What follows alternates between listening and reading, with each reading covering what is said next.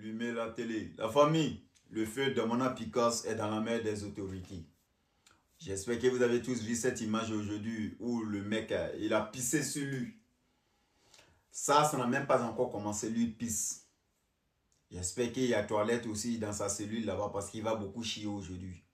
Pour ceux qui ne connaissent pas Damana Picasso, c'est l'homme qui a déchiré les résultats aux élections présidentielles 2010. Où on devrait proclamer les résultats, qui a pris ses feuilles et il a tout déchiré. Après, il a fui le pays pendant que les Ivoiriens étaient en train de s'entretuer entre eux.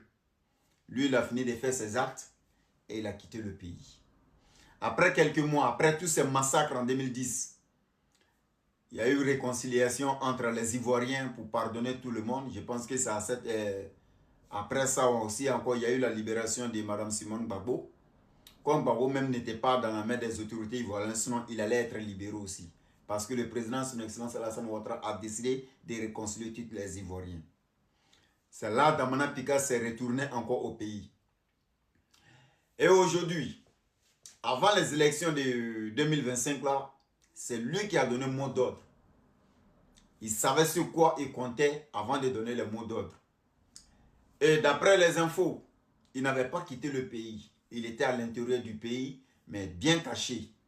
On ne sait pas sur qui lui comptait. Au cas où si tout partait en cacahuète, il allait sortir, forcé. Mais lui-même, il savait très bien, si jamais ça ne se passe pas comme il avait planifié, il allait faire encore 5 ans dans ses cachettes. Alors que c'est impossible de faire 5 ans dans une maison sans sortie. Car lui-même, là, sa tête maintenant est reconnue partout. Partout, il allait se présenter, kiosque, restaurant, n'importe quel endroit public, les gens allaient le reconnaître. Mais s'il a donné le mot d'ordre et puis il est resté dans le pays, c'est qu'ils avaient un plan.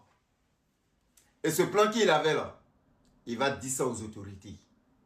Parce que c'est grâce à lui, en 2010, à cause de lui aussi, ses actes, il y a eu tous ces massacres. Lui et son mentor.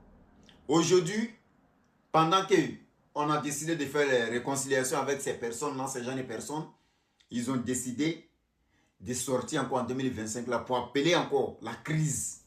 Je vous ai dit, ceux-là, ils ont l'esprit diabolique, l'esprit démoniaque. Ce sont des gens qui ont toujours envie de sentir l'odeur du sang. Ce sont des vampires. Sinon, après tout ce qui s'est passé en 2010, lui, Gbagbo, les partis même devraient se reposer. Même s'ils n'allaient pas se reposer, ce n'est plus eux qui devraient appeler la violence en Côte d'Ivoire. Mais malgré on les pardonne, ils veulent toujours verser du sang. C'est des gens